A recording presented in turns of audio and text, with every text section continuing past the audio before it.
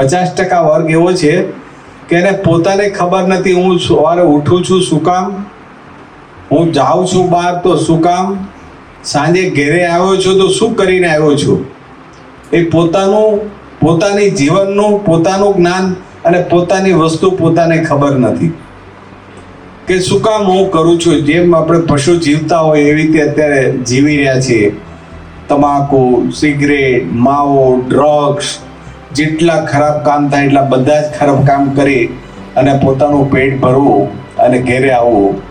એમના બાળકો કેવા છે, બાળકો કેમ રહે છે, બાળકો ભણે છે કે નથી ભણતા, બાળકોની હાલત શું છે એ પણ એને ખ્યાલ નથી હોતી, કારણ કે પોતે નશામાં જ હોય છે.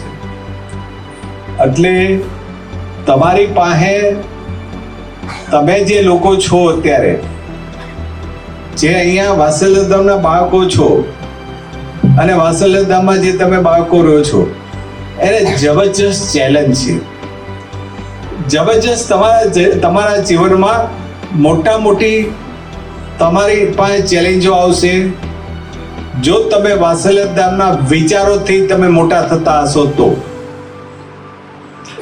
અને વાત્સલ્યધામમાં તમે આવ્યા હો અને એમાંય તમે તમારું જીવન, એક મારી હાલત ખરાબ હતી ને 5 વર્ષ 10 વર્ષ હું વાત્સલ્યધામમાં બધું જ મને ફ્રી મળે છે તો ખાઈ પી અને આનંદ કરીને જીવીને મોટો થઈ જાઓ અને પછી બહાર ગયા પછી મારે શું કરવું આપણું ખબર નહીં હોય તો તમે જે 50% જે લોકો દુનિયામાં જીવી રહ્યા છે ને એમાં તમે જશો.